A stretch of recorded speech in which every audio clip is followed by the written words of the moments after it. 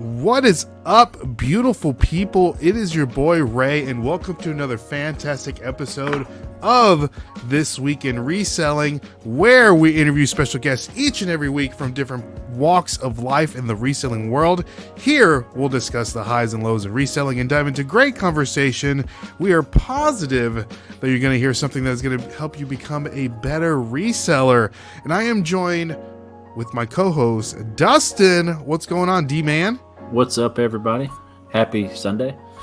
Happy Sunday. The Titans won, and today is we're back from our hiatus, from our vacation hiatus, and you could say today is the season premiere of This Week in Reselling for the fall season, and I am joined by one of my favorite resellers on TikTok.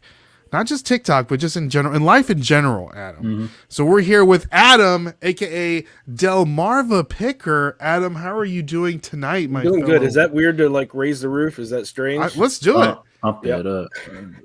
Let's do it. I'm doing good. I'm doing good. Thanks for having me on, guys.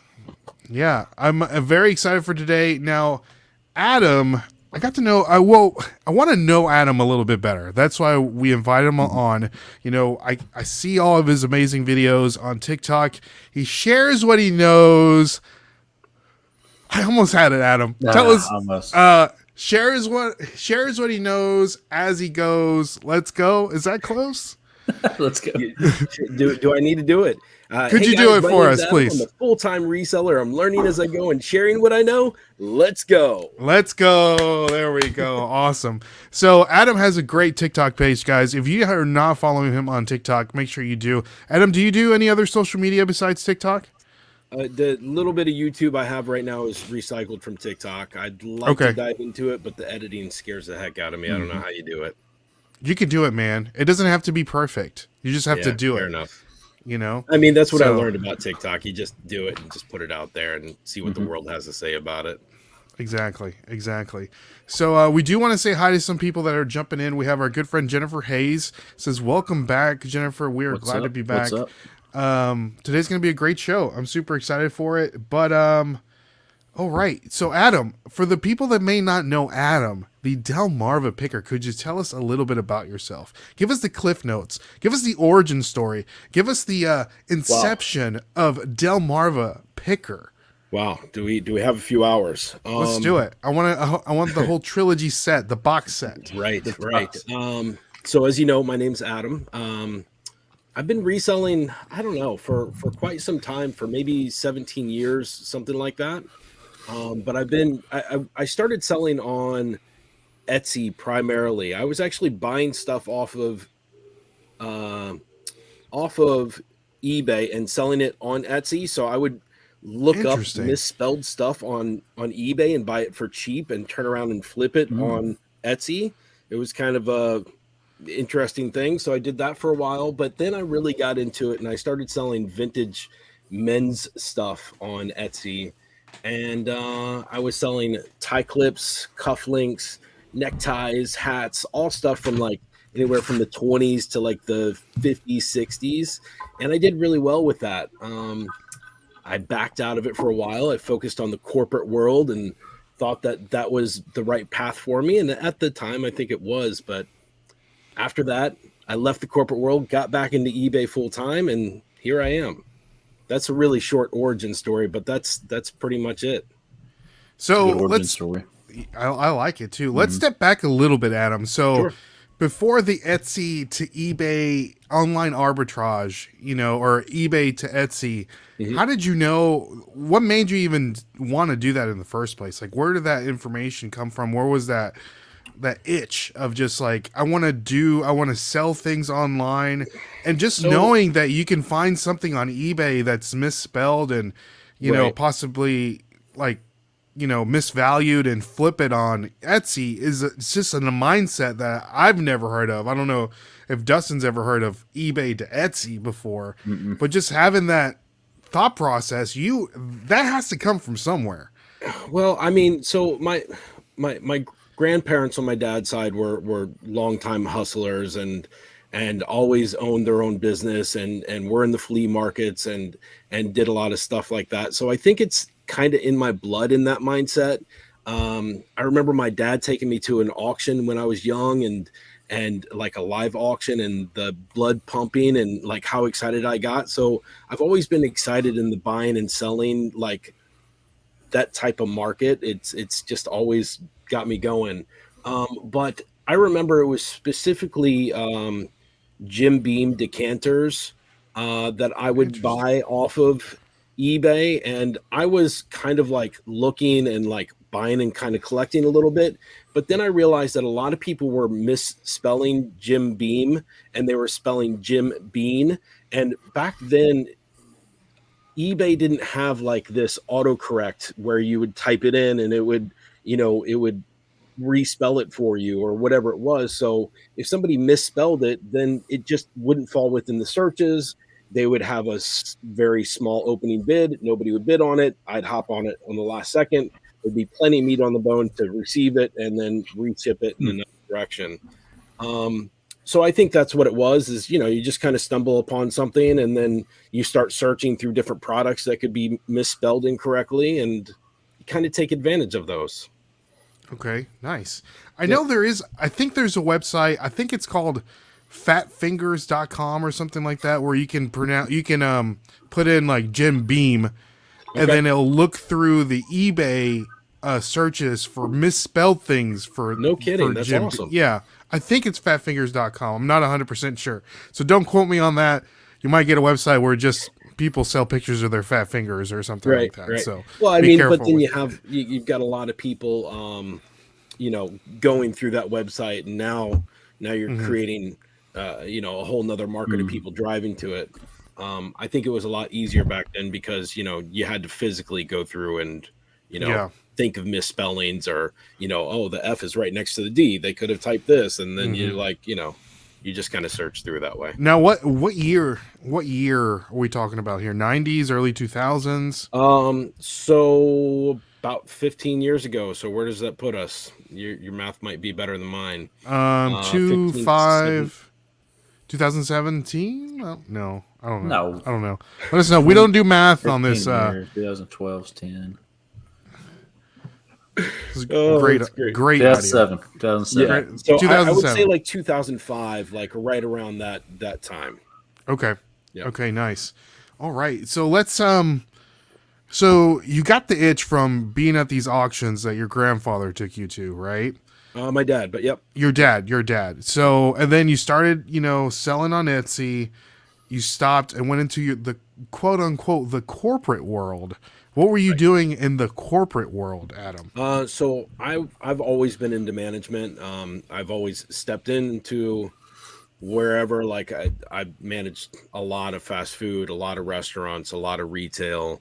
My most recent job was 8 years with Men's Warehouse and running, one of their multi-million-dollar locations locally, and really enjoyed it. But it just got to the point where it wasn't right for me anymore. Okay. With COVID hitting and everything got crazy, and I just got to the point where I didn't enjoy even the thought of going to work, and you hit a breaking point. And I hit several of them until I was like, okay, like this isn't right anymore. And all while I was kind of feeling these emotions, I realized that I could be jumping back into eBay, and I started to do that. And I started to really dig. And I was working as much on eBay as I was on corporate. And then I started to make almost as much money. And then I realized once I dumped it, I'd probably be able to put in more effort and make that, that gap up. Okay. So what was the camel or the straw that broke the camel's back from you're going to like the way that you look to being a reseller full time? You said that, the pandemic had something to do with it, or? Yeah. So COVID hit and everything shut down. They brought us back. They cut my pay. Ultimately, it was about 30% that my pay was brought back, which is a large amount. What happened was I was getting overtime. I was paid hourly, so my overtime was cut. My bonuses were cut, which were weekly bonuses. Based on what the store did, I got a certain percentage, so that was pulled back. So between those two plus additional bonuses, my pay was like slashed dramatically. And they said it, just give it time. It'll come back. Don't worry about it, Adam. It'll come back. And I'm a pretty loyal guy. I mean, loyal to a fault at times. I said, okay, no problem. I get it. We're all going through it together. We're going to get through it together.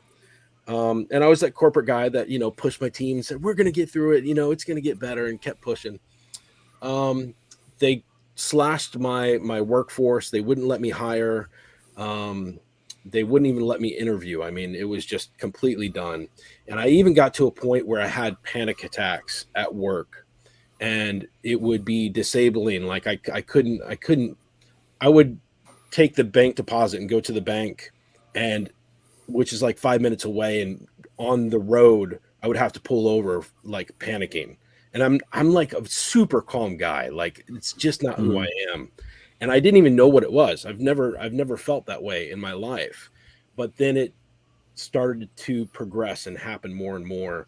And that's what broke the camel's back, was really feeling that way and knowing that, that things weren't going to change, and that I had to make that change.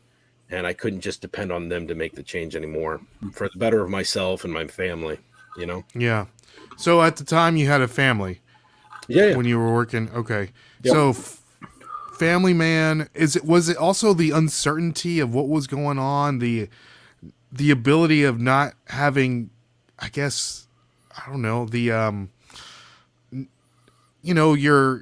your finances in your hands, that you had to rely on the company. If that was like scary to make that leap from just like the panic attacks that you were having, what was the driving force of it? Is just like all the stress and uncertainty, or just I think so, and I think so, and I think it's the fact that I was no longer in control of anything.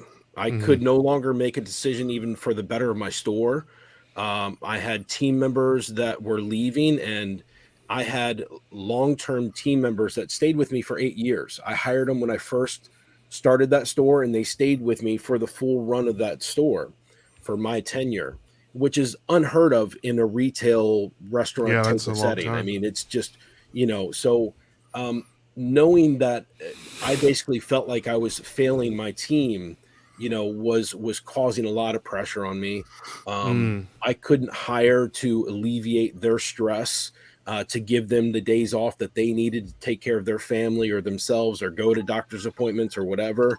And if they did, then it would have, repercussion to the rest of the staff in the store.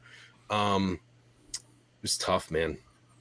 That sounds tough. That does sound, I know with me, I do the eBay, Dustin and I, we do this part-time.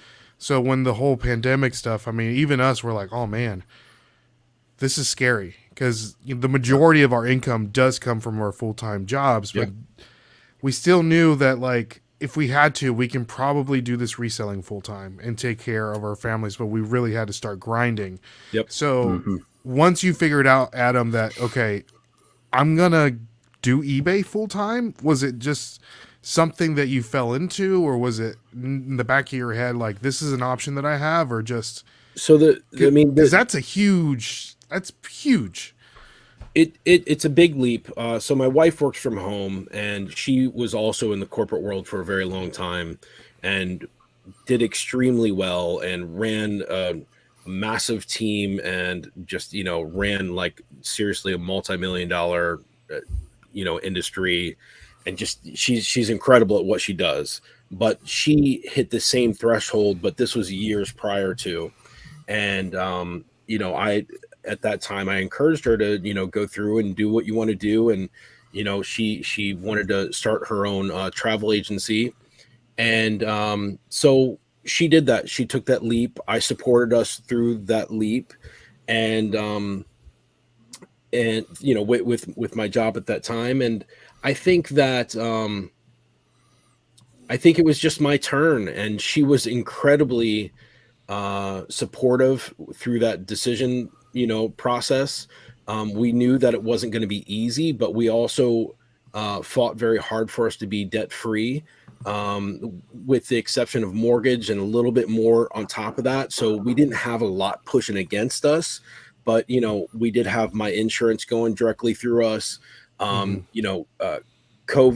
had just, everything started to open up, and with her having a travel agency, that's pretty scary.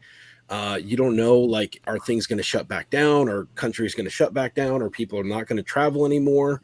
So there was the stress of that as well. But I think that was the biggest help, is that I just had a supportive partner throughout that decision making process. And for me, the biggest fear was insurance, but we just went to like the open market and shopped around and found what was going to work best for us. And I think the biggest turning point for me was realizing that I can write off the insurance. Like, it's expensive, but when you own your own business, you can write off your insurance. So it's like, it balances out. It really does. It's going to hit you in the front end, but everything balances out.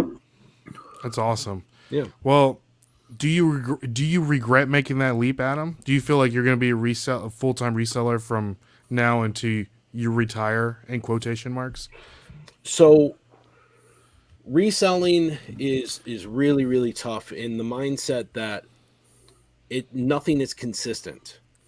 The markets are constantly changing.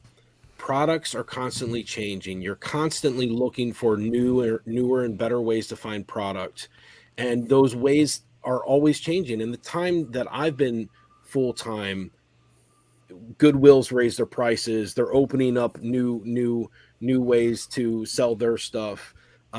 Competition has become stiffer because more people want to be within this reselling world, because they're tired, like I was, like you guys, feel like at times, of the corporate world, and want to move on to something else, or they're just looking for ways to supplement additional income. So there's more people coming into it. So that's the scary thing, is that there's not consistent product.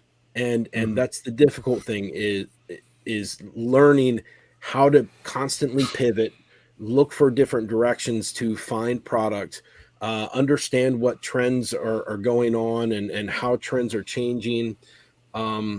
Reselling, you got to know a little bit about, a lot. And that's the tough thing. So I wonder if I can sustain just because of how difficult that is. Not because reselling is always going to be there, but will I be able to be a strong enough reseller to be able to push and navigate through those nooks and crannies of reselling? Yeah. I know that is, I guess you would say, an issue or a problem that we constantly have to keep learning. And that's one of the reasons and you got to be that right person. You can't just, if you don't like learning, I say that you're probably not going to be a good reseller. You're going to be an unsuccessful reseller. That's one of the reasons why Dustin and I really wanted to start the podcast and invite different resellers on, just to selfishly learn from other people, and then, pass that knowledge along to the people that listen. So, guys, if you want to follow Adam on his TikTok journey of reselling, our good friend Jennifer has dropped the link down in the chat, and it's also linked in the description. So let's say hi to some people in the chat. We have our good friend Adam, Baldy Pal Pickin. He says, hello, guys. How's it going? We have Ken, SSK Promo, which is currently whooping Dustin in the reseller fantasy football draft, or fantasy football game, right, Dustin? Sadly, I would have beat like half the league. I got 120 points with Darren Water left, and SSK put up, he's at 150 right now. And he has Lamar Jackson playing, right? 35 plus points. Two guys, Fournette and Eckler. So yeah. Do you watch a lot of football, Adam? No sports. And I think that's I think that's a huge missed opportunity when it comes to reselling, is my lack of knowledge when it comes to sports. Actually, I love baseball. I lied when I said that. I grew up just outside of St. Louis, so the Cardinals are, they kind of run through my veins. Well, they just lost last week and they're out of the playoffs. So yeah. Didn't mean to bring that up. Yeah, thanks, bud. Or yesterday, they played yesterday. So, but what besides sports, are you into like the arts, professional wrestling like myself? Like, what really like gets your juices going? What gets my juices going? What gets my juices going? I think there's two things that really excite me, and one is family. Just having the opportunity to be with family, and I love hanging out with my kids and my wife, and being able to do this full time gives me that great opportunity to be there as much as possible. And then thing two is cooking. I absolutely love cooking, and I love the creativity of cooking. I grew up with it in a Sicilian on the Sicilian side of my family. Like my grandmother was like fully embedded, from growing in the garden to, from her garden to the table, basically. And then I had my Southern mama that just made amazing biscuits and gravy and made, just the most delicious Southern food possible. Yeah. Well, maybe you'll come down to Nashville and for a vacation, and we'll take you to some good biscuit and gravy spots, right, Dustin? Absolutely. You guys got some killer biscuits out there. I know it. Yeah. Oh, yeah. Yeah. So, all right. So, let's see here. Baldy Pal is saying Braves and Bulldogs. Outside of those two, I don't know anything about sports. So, Braves play the Phillies. So, let's go Braves, right? Oh, and we have our good friend Paul the Philly Flipper jumping on. Good to see you, Paul. Glad that you can stop by. So, Adam, you've watched the show before, okay? So, one of the things that we like to do on our show, one of the segments is called Overrated Underrated, where we give you 10 different subjects. Okay. 5 reselling related, 5 not reselling related. All right. And you let us know if it's overrated or underrated in your opinion. Okay. I'm scared. All right. All right. So before we do that, we do want to give a shout out to one of our sponsors of the podcast. Is our good friends over at poppinofftoys.com. One of the best places where you can buy Funko Pops. Adam, you like to sell Funko Pops? Do you have any of these laying around the old DELMARVA complex over there? Yeah, so I have never bought nor sold a Funko. In fact, I don't even think I've ever held one in my hand. I'm so sorry. Oh, wow. That's very interesting because there's so many everywhere. It's crazy. It's crazy. Were you on eBay the other day when they started to do like a live selling, and it was in New York City, and they had first PSA graded Funkos, and they were talking about that? No, I know. I didn't know PSA graded Funkos. I know there's another company that grades Funkos, and I know that PSA can authenticate a signature for Funkos, and they capsulate it into a PSA like slab, basically. Okay. But I didn't know that they grade them now, so that might be new. But I know that like New York Comic Con is just popping off. No pun intended. But they're great Funkos that come out of that. But yeah, I didn't know that they grade them. Hopefully that's awesome, because I would love to send in a ton of them to get graded. I'm pretty sure that's what it was. And then there was another company that was talking about how they were starting to grade them as well. Just developing different ways to set standards for grading the boxes and the Funkos themselves. But I've never seen this website, so this is something that I have to check out. Poppinofftoys.com. And if you want to use, the code Nashville Flippers, you're going to get 10% off. And we do get a little bit of kickback. So anytime you want to purchase a Funko or anything for your friends or family during this holiday season, think of us, guys. And put a little money in Dustin's pocket. Need some. Let's go. All right, Adam. So you ready for overrated, underrated? You got it, brother. Let's do it. Number 1, overrated, underrated. Am I going first, Dustin? Yes. Yep. Speaking of auctioning things off, Adam, Whatnot, overrated, underrated? So underrated. I think that they're just now scraping the surface within the United States of what's of what's able to be done with live sales. This super huge market in Asia, from my understanding, doing live sales. And I think we're just now really, really getting into it. And obviously, you see everybody else following in Whatnot's footsteps. So I'm really excited to be able to see what happens and hopefully be able to dabble in it. Yeah. I think it's underrated. Okay. So that's something in your future that you want to dabble in is whatnot. Yeah, so at first I was super turned off by it because I felt like I wouldn't be able to, and I spoke about this earlier, was being able to streamline a certain amount of products, doing just cards or just hats there or just shoes.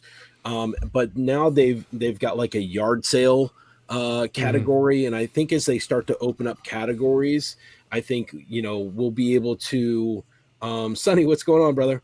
I think we'll be able to, I can have more of an eclectic sale as long as I can get the proper following. But at first I just, I don't carry enough of one thing to be able to do a whatnot sale and drive, one type of customer to a sale. Gotcha. If that makes sense. I do. And then Paul brought up a good point. He says that I hate whatnot. I guess I do. I don't hate it. I've never done it before. Okay. But I feel like whatnot is just a place where I feel like whatnot is taking advantage of content creators. So the normal person isn't necessarily making what someone with a huge following is making, because they just want to buy stuff from Adam. They don't care what it is. They just want to buy stuff from that content creator.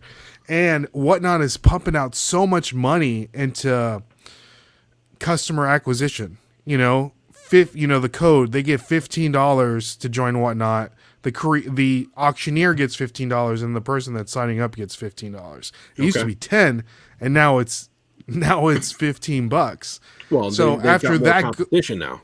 Yeah, but after that goes away, where is whatnot going to stand? And then everybody will forget about it. It's like when we worked at Papa John's and we had a new pizza, you'd put that pizza on sale so that everybody could get a taste of it. It's the classic, hey, you get the first sample for free, and then you'll come back and you'll see me because you like it type of thing, Yeah. So that's really the mindset of what they're doing, and I think it makes sense. Okay. Yeah, and that's Baldy Pal just brought up a great point. They definitely are. In fact, that was part of the approval process, is your social media following. They asked for that, which I can see why it would make sense in the beginning, because they don't want to let people on that are not going to make money.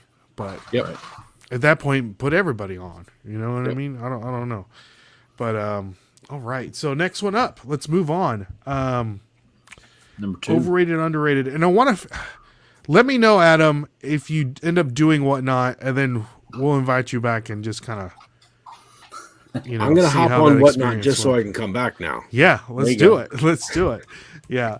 So overrated, underrated, number 2, Dustin. Number 2, personal favorite, pumpkin carving. Pumpkin carving. So I think it's super underrated. Okay. I just don't think that as much of it is done as what used to when I was a kid. At least when I was a kid, I remember going trick-or-treating. Every house had like 3 or 4 pumpkins out, and it looked like everybody put their maximum effort. Maybe this is just through a kid's eyes, but that's the way it felt when I was a kid. And we had one house all the way at the end of the road. You'd turn right and 2 houses over, and he must have had like 40 pumpkins all lit up. Absolutely amazing. So maybe that's why, another reason that it like kind of hits home to me. And I think that people aren't nostalgic, as enthusiastic about it as they should be. But I love just kind of scraping the skin off so that the light can kind of shine through, but not all completely cut through. Like there's so many things that you can do when you're carving pumpkins. I love it. It's one of my favorites. When's the last time you carved a pumpkin, Adam? Last year? Last year? Okay. I don't think I've gone a year in my life without carving a pumpkin. I mean, when I was like 2 or 3, I didn't have a knife. Like, yeah. I was probably drawing on it or whatever. Yeah, I know. I'm just not like, I don't know. Just like the mess that it makes just turns me off. Well, you got to eat the pumpkin seeds too. Yep. That's another big part of it. We're gonna have to carve some pumpkins, Dustin. We're gonna have to get into this next week. I know one year we did a lot of pumpkin carving, and I bought that bit attachment for the drill, so it just like cleans the pumpkin off like really easy on the inside. I think we need to do that again. I have it somewhere. I can bust out the saw. Around here, we have a big event that's called Pumpkin Chunkin', and they like build catapults and chuck pumpkins across the field and drink beer and eat scrapple all day. It's that's cool dope, man. Yeah, I want to do that. Let's do that here, Dustin. In the backyard? Yeah, just build catapults and just chunk pumpkins. Right at the neighbor's house. Yeah. Yep. Dustin's neighbor used to have a pig. Nice. Now my other neighbor has goats. Pumpkins right up. Yeah. Yep. Now my other neighbor has goats. Yeah. And this is like not in the country. It's like suburbia Nashville. It's hilarious. Goats and pigs. So, all right, let's move on. Let's see here. Let's see what the people are saying here about pumpkin carving. I'm gonna say underrated because I love our annual pumpkin carving contest. Baldy Pal Picking says, okay. Nice. Ken is saying underrated, and Philly Flipper is saying, did we say Scrapple? What is Scrapple? Is he Scrapple, from PA? That's right. Yeah, so I'm from Delaware. We have Scrapple in this area, but Scrapple's a big thing from I think pretty much PA, Maryland, Virginia, and Delaware. So the kind of Delmarva plus PA area. And it's the scraps of pig, and it's the most glorious thing in the whole world. And they put it together and season it, and it's like this compressed meatloaf, and you fry it up and make it crispy. Good Lord, it'll give you heartburn for the rest of the day, but it's amazing. Interesting. Hey, I'll try everything once. Have you ever had Scrapple on a biscuit before, with some Dustin? cheese, brother? Yeah. Never. We're gonna have to try it. Oh, he must live in Delaware. Okay. All right. Yep. All right. Okay. Adam is saying Baldy Pal Picking is saying shoot corn cobs out of CO2 guns at pumpkins. That's a lot of fun too. That sounds like fun. That's a dangerous act. Y'all are a bunch of heathens out here on Halloween. So, all right, let's move on. Overrated, underrated number 3, Adam. Reselling old media. Reselling old what? Media. Cassette tapes, CDs, VHSs, laser disc. Sorry. Records. Right, records. I think it's, there's sections of it that are overrated. I mean, you saw the video that the young lady put out of the Disney, VHS the other day. I saw you hop on that. So, there's areas that are completely overrated. But then you have areas like or cassettes that, I just picked up. It must have been 300 plus cassettes for $10 this weekend, and I'll be able to make right around maybe $350 on them. I took a whole bunch. I'm going to turn around and donate them because they're not worth much, but there's some that are like $30-$40 cassette tapes, and they sell on the regular. It's not like once a year they're selling. Like there's some media that does extremely well, and then some that's just like I don't even want to see them right now. Yeah. I know, I can't remember. I think it's been about 4 months or 6 months ago. My wife and I went to Urban Outfitters, and they're selling like new cassette tapes there of like a Kanye album on a cassette tape. So I think the kids are now, the Gen Z is starting to buy cassette tapes. Yeah, cars will start coming back out with cassette players. Do they have those, Dustin? No. Not I don't know if like the new Bronco or anything like that, like 8-track.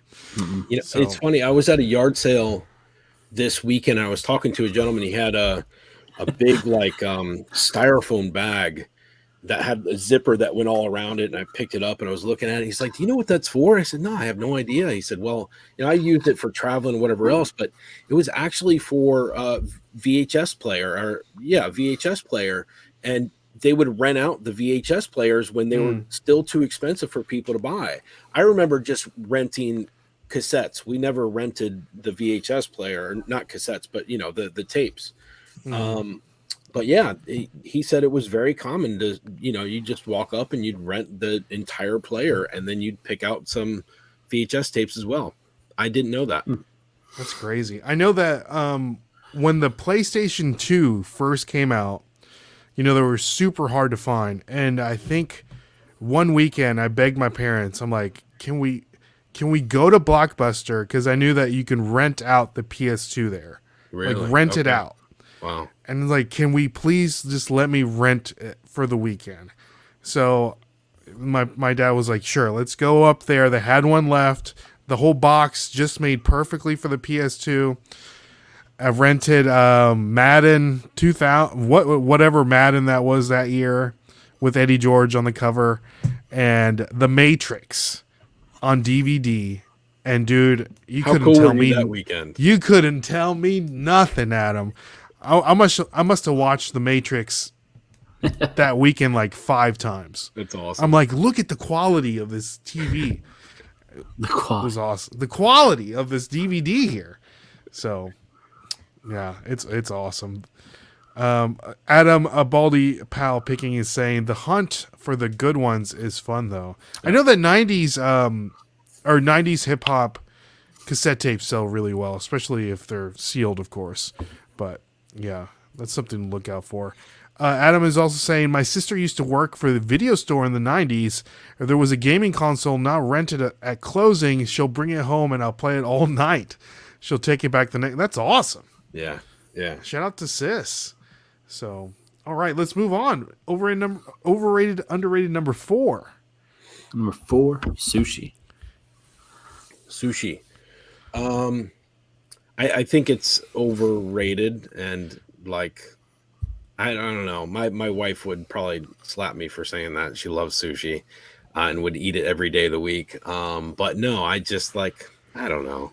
To me, I think it's really hard to find really quality sushi. So you just come across like 99% of just like crummy sushi and people selling sushi just because, and people will buy it just because it's sushi. Okay, that's a good point, Adam. Because, just like anything, there's good steak and there's the steak you can buy at dollar store, Yep. but Yep. there is, I see what you're saying, that people think that any sushi is good sushi, which is.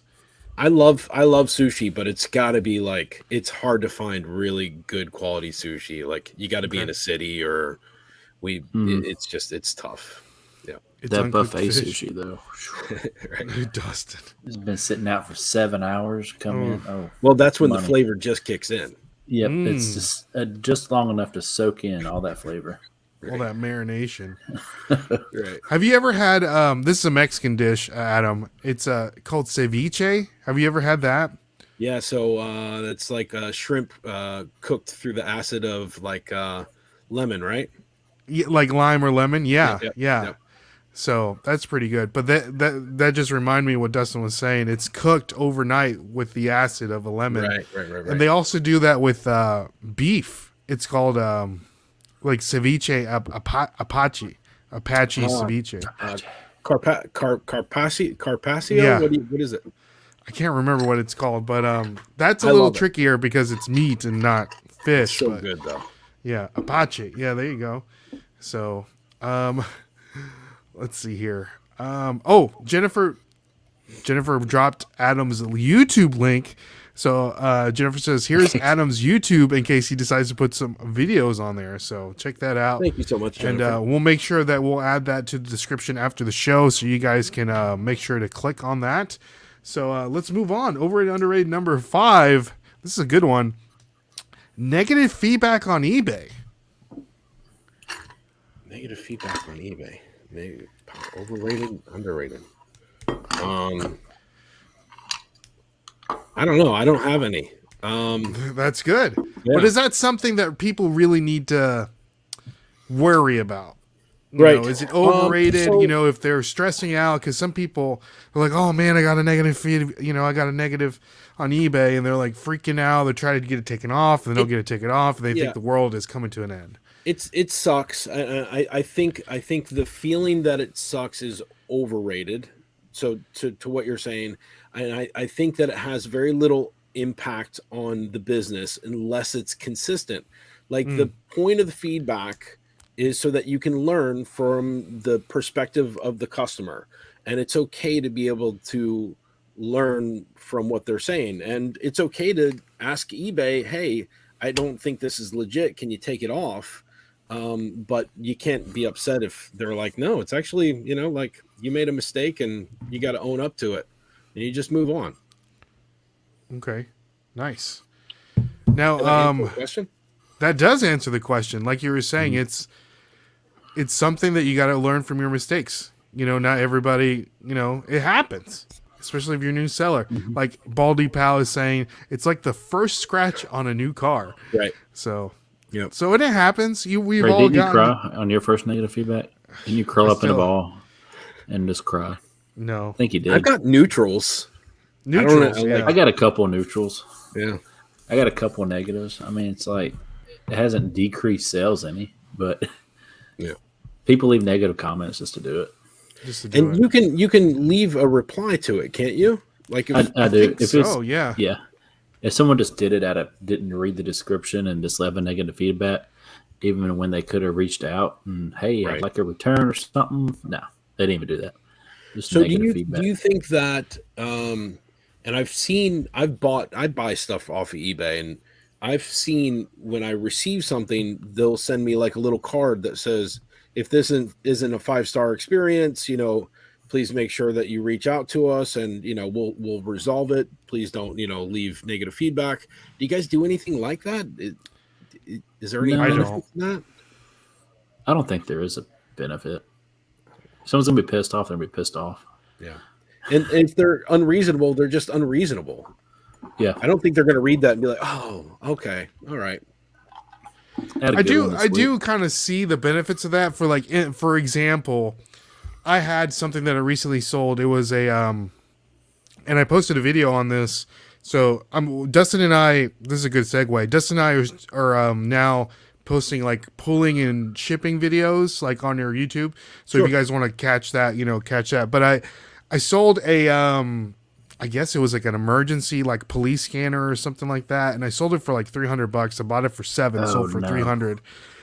And in the picture, in the description, the antenna was missing. The antenna was missing. It's just like a little antenna that you can screw on, and it's missing. And the description says antenna is missing, whatever. He never said anything about it. I never heard anything. And then the other day I was looking at my feedback, and there was a neutral, and it said, customer never said the antenna was missing, which it clearly was. I did say it in the description, and there's no picture anywhere of the antenna.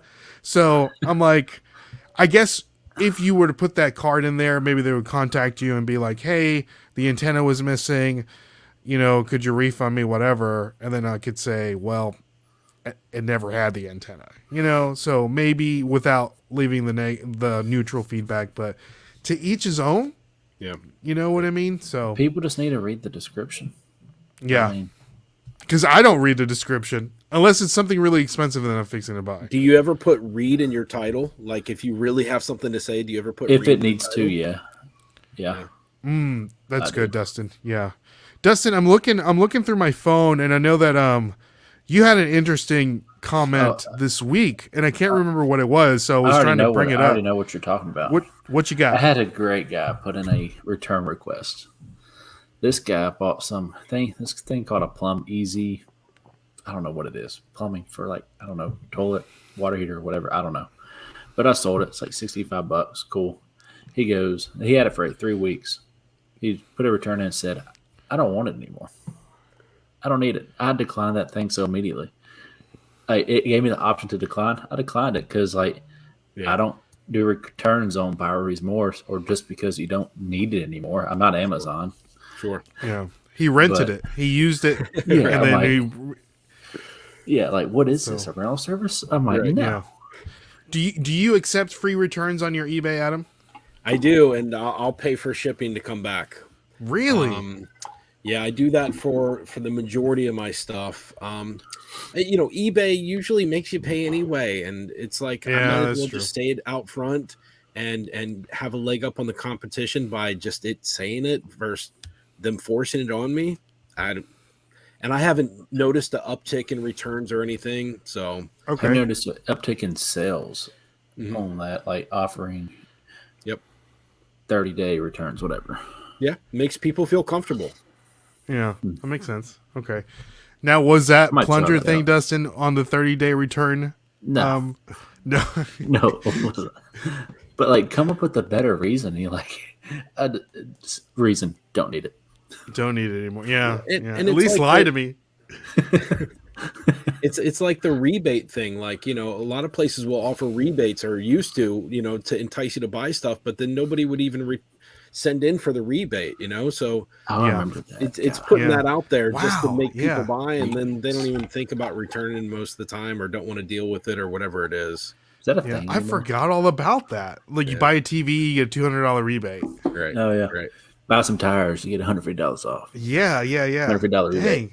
I forgot about that. You got to wait 7 weeks for your Visa gift card. And you got to send the original receipt, and you got to sign it, and you got to like, you know, send it within 4 days, and you got to jump through all these loops and hoops. I'm like, just give me the gift card there at the store. Yeah. Right? Yeah. All right, let's move on. Overrated, underrated, number 6. Steven Spielberg.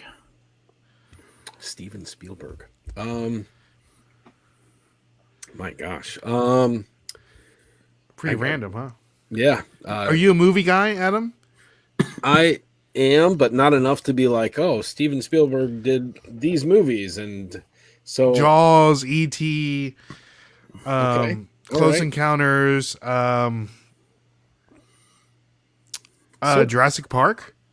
So I would dare to say he's underrated. Like those are all classics. Like dude's putting out bangers constantly. Mm-hmm. Yeah, he did put out that weird movie, AI. You remember that movie? I thought that was a great movie too. Did you? Okay, all right, there you go. Okay, did I watch that? AI with that kid. What was the kid? Wasn't the kid from Signs? Was it the same kid? Yeah. Okay, I think. Or not Signs. The I See Dead People movie. What movie was that? I See Dead People. I thought that was Bruce Willis. No, it's not though. I can't even think of what it's called. You know what I'm talking about. Somebody put it down in the chat if you know what it is. No idea. All right. It's not Signs. What is that movie? Anyways, 6 Sense. There we go. Yes, Scott King coming in clutch. You want a sticker?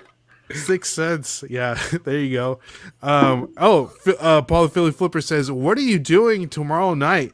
Great question, Paul. Paul and I, we've been doing these reselling draft Mondays, so you can catch each and every Friday night on our channel and Paul's channel. We draft, we invite 2 other guests on, and we draft random things. Like, what are you guys drafting tomorrow? Tomorrow we're going to be drafting Halloween candy, right, Paul? Oh, that's right. Yeah. Yeah, Halloween candy. So last week we did Halloween costumes, and Jimmy Old School Flips is actually winning that one. Oddly enough, because he was sick when he joined, and he lost the list, and I don't know. It's he just winged it. He just winged it. So Ken, SSK Promo, and Jimmy are invited back, and so that's awesome. We're going to be doing. I'll be expecting a sticker. Scott, I think I have your address, so yeah, I'll send you some new stickers. some of these holographic ones right here. Oh, dope. Yeah, I still don't have those. Yeah, I'll get you some. So we'll get into the stickers here later. So overrated, underrated. Spielberg, underrated, right, Adam? Yes, underrated. Yep. Underrated. Okay, awesome. So let's move on. Number 7, Facebook Marketplace. Overrated, underrated. You dabble in Facebook Marketplace? So I think it's overrated. I think it used to be so much better, and they like made all these adjustments and made these categories, and it's hard to like look for stuff now, and their filters are terrible on their phone. They were on the right track, and somehow just like it crumbled quick for me.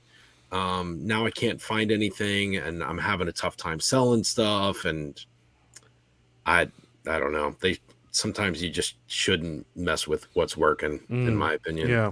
Yeah. I hate the algorithm that they use. Like, it's really bad.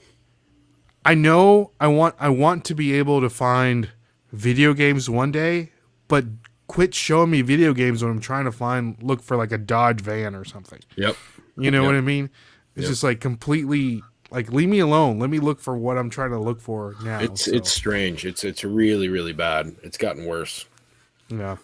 So Scott's saying Facebook Marketplace overrated. I have zero luck with it. What about sourcing? Anything like that, Adam? I used to source through there. I still look. I usually once a day I'll still go through and look. But I've found amazing Halloween stuff maybe 6 months ago through there, and kind of went through and did a private pick, and that, you just never know what you're going to find. That's why I still look through there once a day, usually for like 15-20 minutes. But yeah. Yeah. Okay, nice. Paul is saying he's claiming he's winning with 48% of the votes. That's not including the Instagram votes here, Paul. So it's gonna get down to the nitty gritty here. So we'll see. We'll see what's going on. All right, this is a good one. Number 8. Number 8, overrated, underrated. 3D movies. 3D movies. When's the last time I saw a 3D movie? I don't know. Now they have 4D movies, Dustin. What? Where they like the seats like live move. action? No, they like move. Get out of here. They like move, and there's like water, like an air that comes at you and stuff. So get out of here. I've been to right now, like baby. Disney or something, and like you sit in a chair and like air puffs at you during different scenes and everything. That's actually pretty cool, pretty interactive. 3D movies. Overrated? I don't know. I can't even tell you the last time I Okay. Yeah, that's tough. Have you dabbled in any kind of 3D, like an Oculus or VR headset of any kind? Yeah, so VR was pretty cool. My son, we got that for him for Christmas last year, and that thing's pretty intense. Like, yeah, it's a little different, but I know, like Baldy Pal saying it makes him nauseous. So yep, fair enough. Fair enough. There with him. Yeah. All right, let's moving on. Number 9. Is it my turn? It is my turn. Yeah. Pumpkin spice anything. It's that time of year, huh? Donuts, cookies. The only great thing about pumpkin spice anything is that it tells me that it's about to be fall. Okay. And I love fall. But I'm not a fan of pumpkin spice. I think it's extremely overrated, with the exception of like truly cooking with it and making like a pumpkin pie or something along those lines. I don't like all the frou-frou drinks and everything. Okay. No beer or bourbon or anything like that? Definitely not in my bourbon. Maybe a beer. I don't know. Okay. I'll drink one pumpkin spice beer. Blackstone. That's it. Blackstone. It's so good. Nashville native beer. I just hate they start selling them in August. Like that's my pet peeve.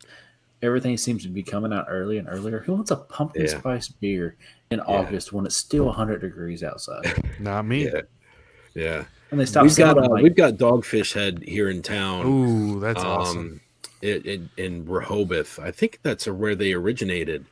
So it's cool. You can sit down in their restaurants and taste beers that that they don't even put out in bottles. Yeah, that's awesome. And they've got some stellar stuff, man. And sometimes it's like crazy fall stuff that you don't even.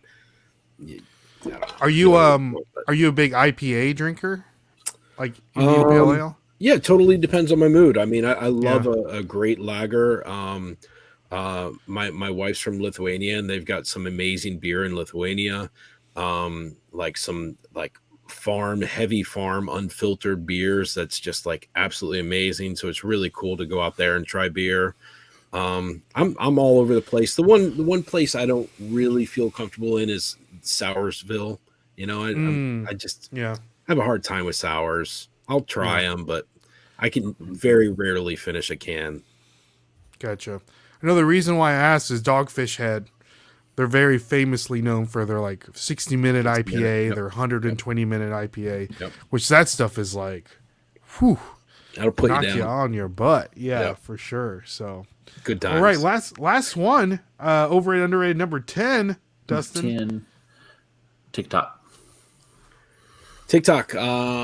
So completely underrated.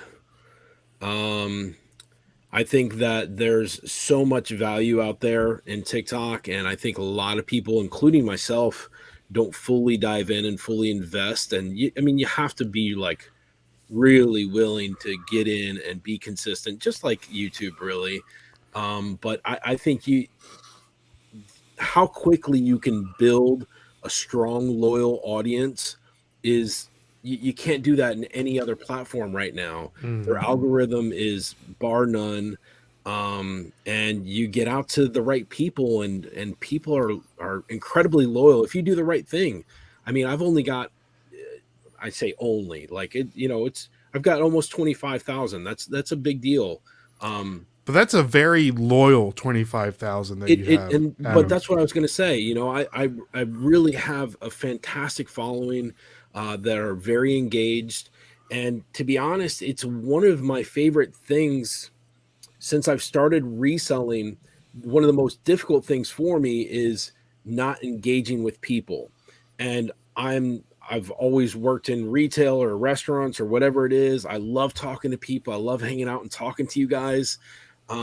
It gets my juices flowing. I love going to yard sales because I get to talk to people, and it messes me up. Like I'll talk to the person that's holding the yard sale for like 30 minutes instead of just moving on to the next yard sale. Like I get caught up just talking and hanging out to people. Yep.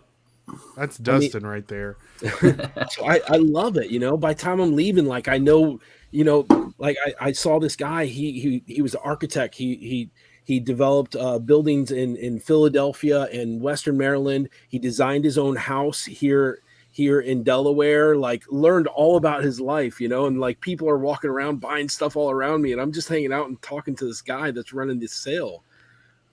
But TikTok is that for me. That's my outlet of being able to speak with people and engage with people. And it's my community, and I'm completely underrated. Nice. Sorry, you hit a sweet spot there for me. Yeah, I like it. That's why we brought it up. Scott was saying that he just started TikTok this week. Scott, you're going to kill it on there. You got the perfect personality to be successful on there. What was I going to say? Adam, on TikTok, for a person that may not be on that platform right now, and they may be scared to, I don't know, just be on there. What is your advice for a person that wants to get on there that's just not willing to take the leap yet? I would just say find your community. Find get within the niche and follow the people that you want to be able to engage with, and see what they're doing, see what they're talking about, and that will give you a little bit of confidence to start to talk about the same stuff that they're talking about, but within your own voice and within your own spin. TikTok, just like anything, it's scary. It's scary to jump in. Even sitting here doing this today, like I've been nervous for the past 48 hours about sitting here talking to you guys because it feels so official to like be staring at my computer versus my phone. We're very official. Yeah. What's that? We're very official, Dustin. Oh, dude, it's scary. Yeah. It's frightening. I was dropping sweat before we started. But just put yourself out there. No matter what platform you're going to be on, you're going to have people that have a lot to say, and you're going to have people that are very encouraging. Just, you have to have thick skin when you put yourself out there. So have thick skin, put yourself out there, have fun, and engage with your community. And you're going to build yourself. It's fun. You just got to do it. Yeah. I know that people on YouTube and on Instagram that aren't on TikTok, they'll see the comments, like the mean comments on YouTube and TikTok. Yeah. Bro, that's nothing compared to TikTok mean comments. Like that puts you through the ringer, man. You'll pin the comment? Yeah. That's awesome. So that the community will engage with it, and they'll bite back at them. And that just pushes the algorithm. I don't mind, man. It's fun, but you got to have thick skin. Like you said, thick skin, and it is what it is. But those comments are like nothing compared to the TikTok comments. They're brutal. They're brutal. Yep. Which, all right. So thank you for answering the overrated, underrated, Adam. So we're at an hour. Do you want to keep going, or I know that I do want to respect your time, dude. I'm probably got another 20 minutes. I'm good to go. I actually have the house to myself today, so ooh, okay. I'm good to go. All right, awesome. All right. So next up, we have the next segment of the show, Dustin's tip of the week. Dustin, give us your tip of the week. Tip of the week: don't be afraid to take a break. Oh, okay. What feeling overwhelmed, feeling tired, or I'm just saying, if you're feeling overwhelmed, feeling tired, don't be afraid to just sit back and relax for a weekend of sourcing or posting or whatever. It can get overwhelming posting 10 items a day, 5 items a day, or sourcing every weekend. It's good to just let your mind clear, go on a little mini vacation, take a weekend trip somewhere. That's what I got. Okay. All right. Adam, thoughts? I think it's incredible advice. I do not adhere to it whatsoever. My wife is really good about pushing me outside of my comfort zone, which my comfort zone is being a workhorse. That's just my mindset. But she'll push me to go bike or walk or take vacation. And just, I would literally sit in front of my computer and work and source and just go. So I married a perfect yin yang balance partner that will really drive me to find that. And so I think you're spot on. And if you have a hard time finding it, make sure you bring on a partner that, is somebody that can, balance you out with that. That's awesome. That's awesome. Yeah. Hear that, Paul? You got to find your partner. You got to find your partner, Paul. So Adam is saying, Baldy Pal Picking saying, I already have a hard time getting eBay and YouTube done with the little time that I have. I can't imagine another platform. So Adam, if you already have your YouTube stuff, you can just format it in the 9x16 and just put that out there. Yep. It doesn't have to be perfect, So, all right. So Dustin's tip of the week is presented to you by our good friends over at stickerwise.com. If you guys want to order any fantastic stickers for your reselling business, like we do here, these new fancy Nashville flipper stickers, they got the new holographic stickers out. So if you guys want to use the code FLIPPERS, you're going to get 10% off, and we do get a little bit kickback on that. So if you want to put some more money in Dustin's pockets, make sure to use the code. Oh, that's the wrong code. Flippers for 10% off. There we go, guys. All right. So, Adam. Pockets ain't empty. That's right.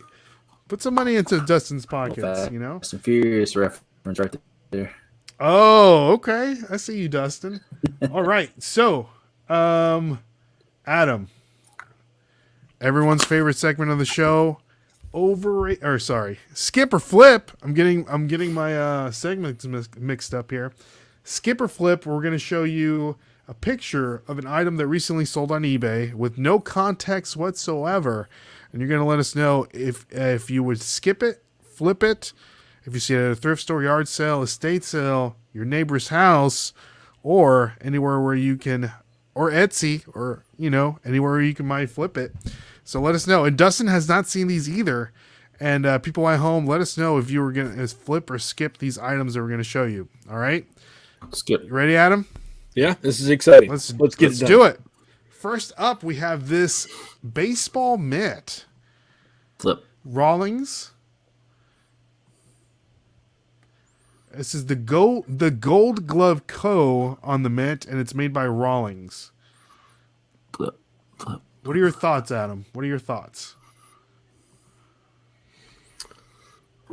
So this is by far my most exciting and I'm like, I've been diving into gloves so much. There's so much value in gloves. It's insane. And there's so much to learn. I would buy this to flip it without looking up anything, just on the mindset that at the very least, I'm going to learn something. So 100% I would get it to flip it. even if I was just going to make my money back. But I have a feeling, and I just recently sold a Rawlings for really, really good money, that this is one of those. Okay. All right. What would you say this goes for, Adam? If you were taking So guess. what gets me is that it looks pretty new. I wish I could read what it was on the inside. I don't see any indicators on whether or not it's made in America, which is something that I look for when I'm looking at gloves. Mm-hmm. Can you flip to where he's showing the inside? It says dual core tech on the inside. Right here on the palm. Oh, on the palm. Yeah. U.S. steer ride, I think Rawlings. Beautiful. That's it. I'm done. What? I'm gonna say U.S. steer ride. I'm gonna say like $400. $400. Okay. What about you, Dustin? I was gonna guess around $250. I've sold a couple of gloves before, and some have been pretty good money. Okay, nice. I was gonna guess around $250. Adam, no pressure, but Paul's saying skip or flip is how I decide if I follow people or not. So no pressure, Adam. No worries. So Scott Cha-Ching King is saying flip. Glenn, the Swamp Picker, is saying flip. Good to see you, Glenn. I think I missed you in the chat. So Alan is saying flip. Baldy Pal is saying flip, and Ken is saying flip. So a lot of smart guys in here. What would you feel comfortable paying for this glove, Adam?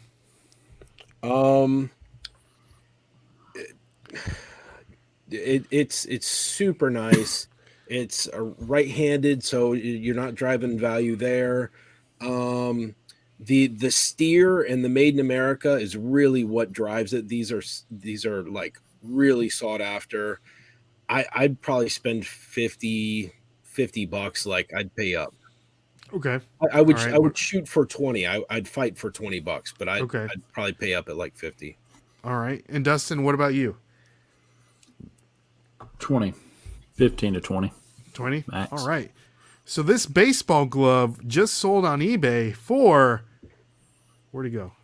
For $325 at auction. I shot a little high. Yep. I was close around the 250. So Rawlings Heart of the Hide Pro Mesh 33-inch baseball catcher's mitt.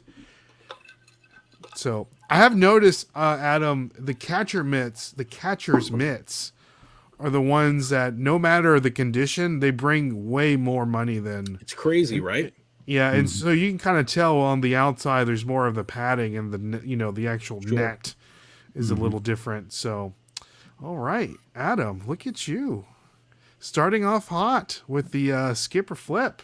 Yeah, I should have shot a little bit lower, but I'm even at $50. I'm happy. I'm a happy camper. Yeah, we're good. Yeah, it's good. It's a good one. All right, next Nice up job, here, Dustin. Adam, skip or flip. And let me know, guys, in the chat and people at home. If you guys want to, people at home that are listening, jump over to the YouTube channel and you can see our pretty faces and see what we're showing you guys. All right, so here we have a nice little tool. It looks like a socket wrench or I don't know. I'm not a big tool guy here. It's in a. It looks like it's been used in a red case. It does say Snap-on USA on it. It's got the number or the letter L872 patent number on it. It looks like it's been used. Terrible pictures. Hold on. It's a torque wrench. It says it on the instruction booklet there. Snap-on torque wrench. I'd flip it. 100% flip it.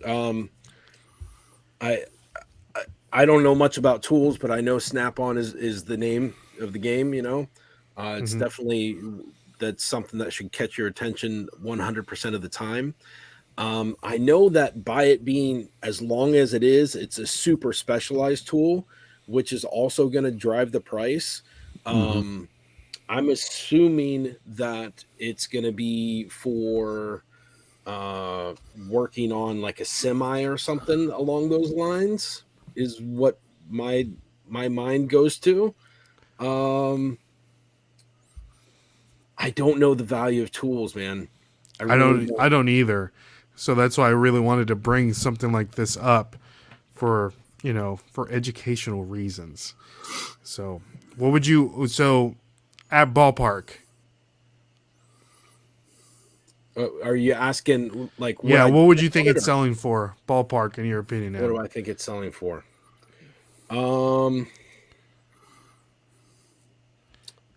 I think because it's specialized, you're looking at like a $250 tool. Okay. I really don't know, but I would definitely quickly look up comps on this. Okay. What about you, D-Man? What are you doing? I'm flipping it. I mean, probably pay like $20 for it. If I found it garage sale, something like that, probably going for 175, 225. Okay. Adam, would you pay up for this? If I don't have my phone and I can't do research or I don't have service, I would cap out at $30. $30. Okay. That's good. That's good. Let's see what the people in the chat are saying. We have Scott Cha-Ching King is saying flip. Alan is saying flip. Glenn is saying flip. Cha-Ching King is saying that's going to be a $400 to $500 tool. Wow. Yep. Ken is saying snap-on, flip. Massive torque wrench. I sold one this summer. Really? Baldy Pow is saying snap-on is a flip. And then Glenn the Swamp Picker is saying guessing $500 to $700 retail. So this snap-on torque wrench, used torque wrench, just sold on eBay for $700. Wow. And so it does it say that it's for a semi? I'm like convinced that it's for a semi. No, so mine scratches, case needs cleaning. So I did do some research. Apparently torque wrenches, the big ones, they're worth some money. So be on the lookout for torque wrenches. Especially like Scott was saying, the longer ones are worth. See, this one's $140, $79, $169. Yeah, that's awesome. So be on the lookout for torque wrenches. So this summer I came across a wrench. $849. Jeez. I don't even remember what it's called, but it was like almost looked gold plated.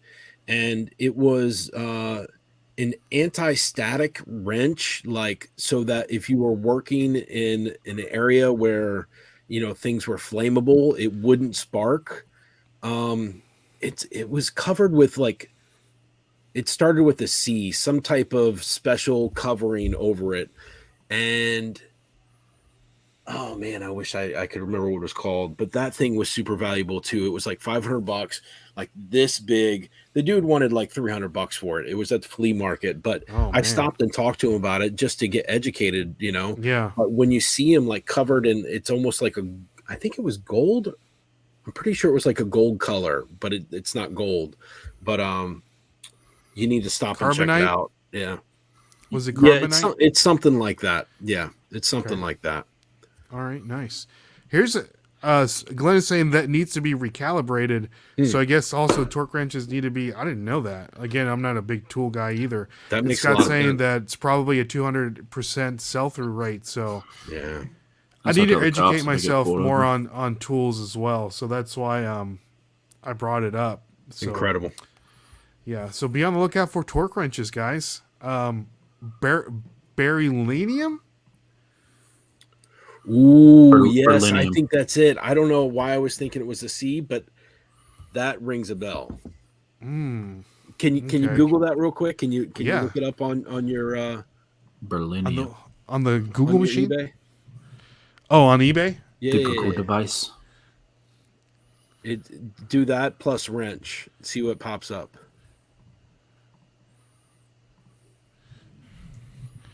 Great audio here, guys. So we're Googling, how do you say it? Beryllium wrench? Yeah. All right. So here we have some wrenches. Let's see here. I might have some of those. You have some of these, Dustin? Sold comps, $64, $89, $24, $80. And these are just wrenches. $69. What are the sockets going for? I got some old sockets. $49. Or this. Ooh, look at this one. This is really gold, huh?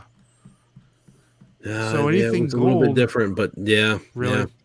I'm gonna. It's like super specialized, but yeah, really cool. I'm gonna filter to highest. Ooh, like $249. Copper. It looked a lot like that.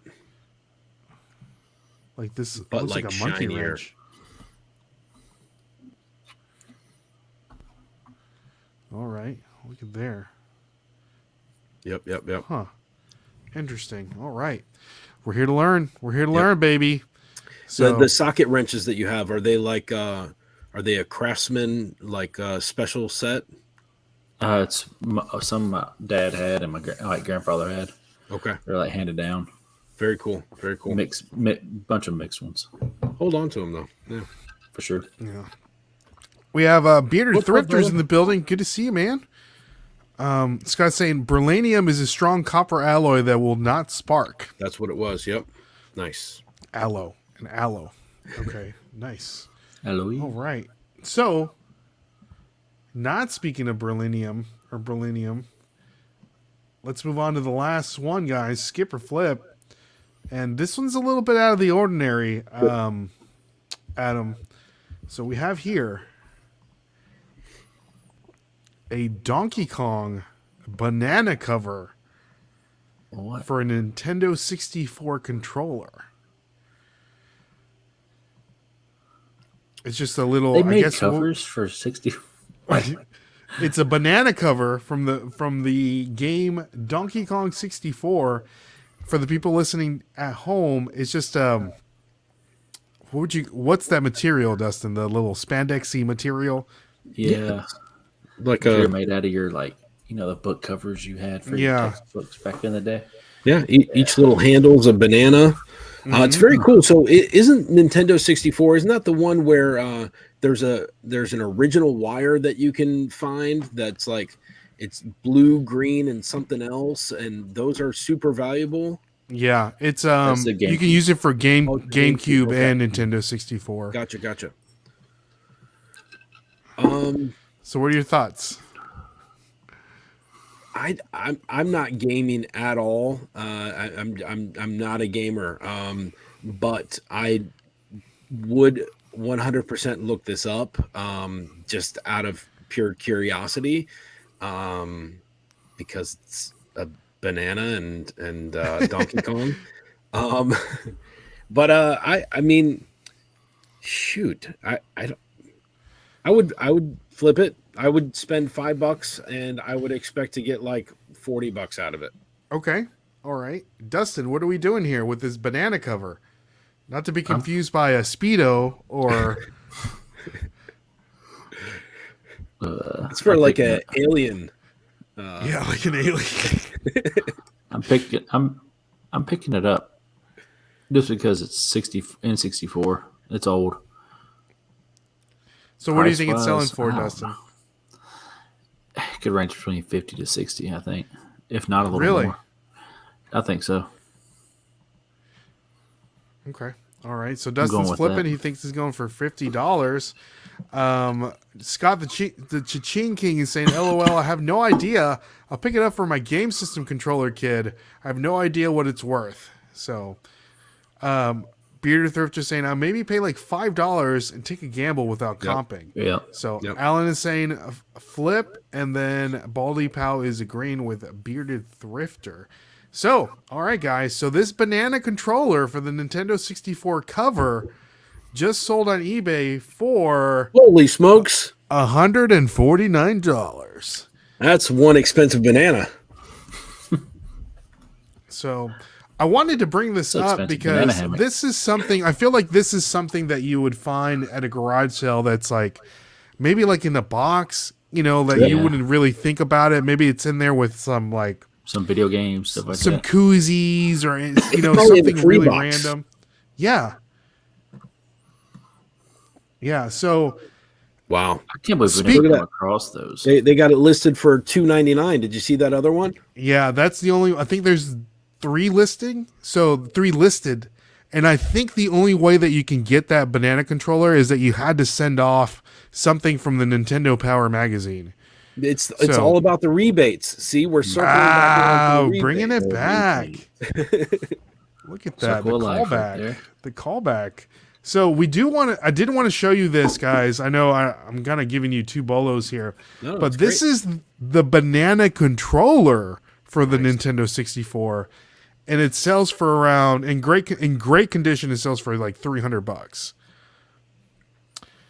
So can you just take a regular one and spray paint it yellow?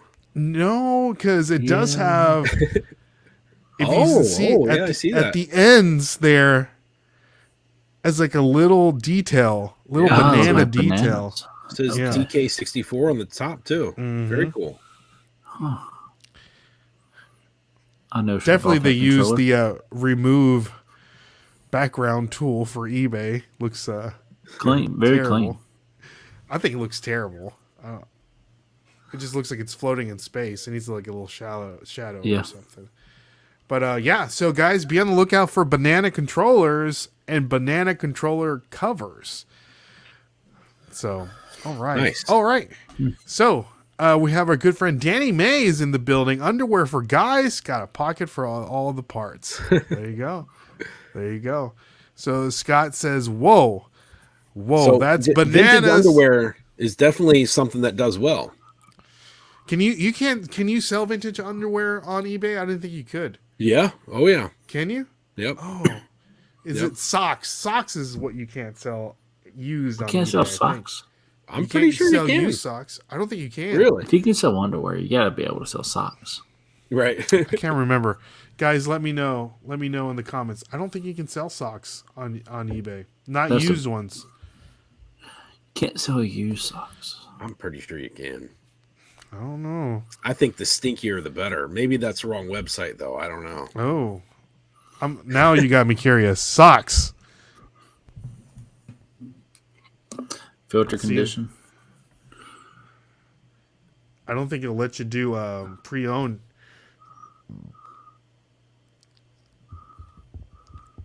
Where's the condition on here? Yeah, they have to be new. What? You can't sell used socks on eBay. But you can still use underwear? Get out of what? I don't know. It's like a weird thing. Nothing makes sense anymore. No. Life doesn't make sense. Next time you're on Jeopardy, Adam, you can say, what item can you not sell on eBay?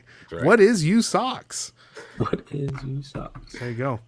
So Scott is saying, be on the lookout for banana controllers. I can tell you, I'm not Googling that. Oh, good point. That's a good point. Smart move. So, smart move. All right, Adam. So we're getting down to the nitty gritty. I appreciate your time. So I do want to ask you just a couple more questions, and then we'll get out of here. Thank you so much for coming on. This has been a great treat. But for someone that's doing TikTok, that's juggling a family, that's juggling a full-time reselling business. And we touched a little bit about that a little earlier when Dustin was talking about taking a break. How does Adam manage his time? Give us some time management skills. So I don't do well with time management. That's not a skill of mine. And in fact, when I've been in the corporate world, I've always made sure to hire my assistant manager or somebody that was excellent at that, to help me set balance, because I know that about myself. But I've learned, and it's especially difficult working from home, because you can really you just lose track of time. I can sit and work for 12 hours and my wife would be like, what did you do? And I'm like, I don't know. I was just working, just, going. Yeah. And, I can easily lose track. So the second I hear, my family maybe come home, or my kids come home from school, I force myself to get out of my chair and hang out with them. And I like to be able to cook dinner with the family. And that's kind of my time management, is seeing those opportunities and making sure that I'm just getting up and going, and not being like, oh, just a few more minutes, because then I'll get distracted again. So I have to tackle those opportunities as soon as they come. If my family's going for a walk, I have to force myself to get up and go for a walk and just enjoy that, That's mine. So is there something that like you're aware of your poor time management skills? Mm-hmm. So for Thanks someone, for pointing that out, yeah. well, yeah, sorry. Well, Yeah. it's, you know, it's, we have to be very, you know, aware of ourselves, you know, our good things that we have, or bad things that we, you know, but, your wife is basically that you were saying earlier, the yin to your yang is the person that makes sure that Adam is okay. Yep. You know, so without her, where would Adam be with his time management skills? Where you just be like eating Tostitos pizza like all day and just like working in from night and day? Like that's literally my life before I met her. Yeah. Okay. I when I was in the corporate world, I would work 70 hours a week and just grind away. My only breakaway was when our family was going to meet together and have a barbecue or dinner, you know, something all together, which we're pretty big on gatherings. Family's always been a super important thing. So that was one of my, you know, my pullaways, my breakaways. But yeah, it's unhealthy.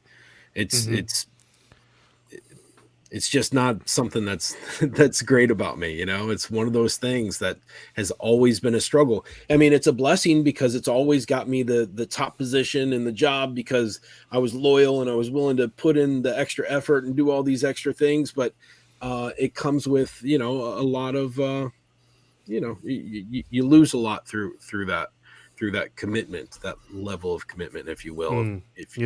That makes it sound better by saying it that way, you know. I gotcha. So for someone that you know, Adam, now that you're in a different place and you're aware of your, you know, your struggles with time management skills, and you see another fellow reseller that you know, say me or Dustin, where, you know, we got our nose to the grindstone and we're gonna work. You know, we want to be able to be successful.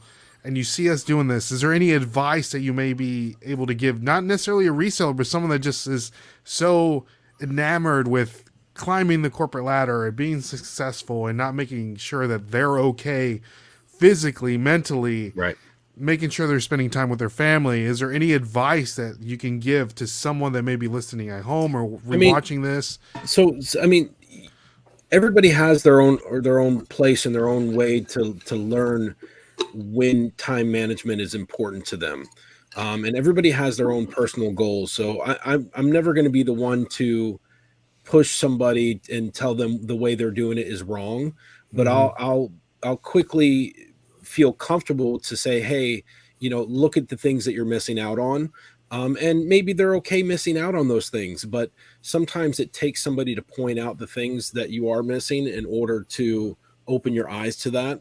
I think the most important thing is that, you know, the older you get, the more you realize how fragile life is and how quickly it can be gone in literally a heartbeat. And you truly start to embrace just the strangest little moments in life. Just the taking a walk and smelling the air and watching the, you know, the stars go as you're strolling down the street, just the things that you would never think that you'd really enjoy and appreciate. I think age has a lot to do with it. And I think, you know, you can read any type of blog where they interview, you know, people that are in old homes and whatever, and they say, what are the things that you regret? And that's one of the things, is that, you know, people worked their life away and didn't embrace the small things in life. And it you know, it's so easy for us to hear those things, but not truly put them into action. And I think the older I get and having family and having children, it very, very quickly puts life into perspective. Somebody could have told me that 10 years ago without the family, and I would have been like, whatever, you know, like this is what I'm focused on right now. I'm happy. I'm drinking beer and drinking whiskey every night and whatever, you know, whatever I want to do. And, but sometimes, you know, we all have our different light switches that help us realize, okay. And some happen much earlier than others. some people don't realize until they're sitting in that old folks home and being interviewed by somebody. And then some people, you know, you have somebody very close to you pass away when you're young, and you quickly realize how fragile life is and the things that you should truly be appreciating and enjoying. That's great advice. Great advice, Adam. Great advice. That's amazing advice. So there you have it, guys. So last thing, Adam. Yeah, man. You talked about personal goals a little bit. What are some of Adam's personal goals that he wants to achieve in this coming year? So business goals, real quick. I would like to be more organized. Behind me, I want there to be a calendar. I want to be able to write down the sales that I had on the calendar, and then I want to be able to have something on my computer that I can translate them into and be able to look back month by month. And when I feel like I'm slow in my business, I can look back a year and be like, oh, last year I felt the same way because I was slow or whatever it is. And I want to be able to start to create that catalog that I did for a very long time in the corporate world. And I just need to turn it into like a personal thing. So being more organized in my business, it's very easy to run your own business and just kind of go all willy-nilly and, you know, spend the money, and the money comes in, then you pay bills and you just kind of keep moving. But it's really cool to be able to keep track and run it like a true business. And I think after hitting like my first year and a half, I'm missing that part of running a business. And so I want to dive more into that. On a personal set, I want to be more ritualistic. I want to shave my head every day. I know that sounds silly, but I want to shave my head every day. What's your head look like right now? It's clean. Crispy clean. Yeah. I want to, you know, I always admire people that are very ritualistic, and I don't want to like get lost. And if I miss a ritual that like my whole day's thrown off, like I don't want to be that intent on it, but I do want to develop more rhythm in my life, if that makes sense. Okay. And I think that will like healthy help me habits. feel more accomplished throughout my day, knowing that I've tackled these sets of things, and even exercising for 20 minutes or whatever it is. I'm 6'1" and 230 pounds. Like, I'm not a small guy. Like, you know, I want to make sure that I'm taking care of myself and, you know, developing quality habits. I'm 39, getting ready to turn 40. So, I've done some good leaps and bounds this year, but that next mile marker, I want to make sure that I keep growing. That's good. I don't want to be stagnant, if that makes sense. Yes, that's good. Well said, Adam. Well said. Like everyone in the chat, you know, they're all agreeing with you. You know, Danny's saying great insight there, Adam, and then Petey is saying listening while I do dishes, and you just worded that so well, Adam. Thank you very much. And Danny was saying schedules are important. They really are. Making a schedule for yourself, you know, accomplishing little goals as you go throughout your work day. Yep. And so Adam, it was a pleasure, my friend. Thank you so much for coming on the podcast. It was fun. Thanks for having me, brother. Super quick. Absolutely. We can't wait to have you back on, you know, in the near future. So, guys, everybody I think I muted you on accident. Hold on. Can you hear me? Yeah, I'm good. I was just saying I got to go on to Whatnot so you can have me back. Yes. Yeah, that's the thing. So, all right, guys. So thank you so much, everybody in the chat, for coming on. We really do appreciate you guys rocking with us, supporting us, watching our YouTube videos, and listening to this podcast at home. Do us a huge favor at home, guys. For the people listening to the podcast, you can listen to it on Apple Podcasts, on Spotify, everywhere you listen to podcasts. But make sure you go over to Apple and leave a 5-star review. Leave a little comment on there. You know, it supports the podcast, helps us out, boosts us in the the podcast algorithm. So anything else for the people, Adam? No, it's been a blessing to be on here. It's so nice to like truly dive in and meet you guys a little bit. I wish I could have asked some more back and forth questions, but I'm glad I got to share my story, and thanks for providing a platform for me to do that. Amazing story, Adam. Amazing story. Anything else for the people, Dustin? He's checking his fantasy football team as we speak. I got hope. I got a little hope. There you go. There you go. All right, guys. So again, my name is Ray. My name's Dustin. I'm Adam. And we will catch you guys on the flip side. See you guys, and God bless. All right. Peace.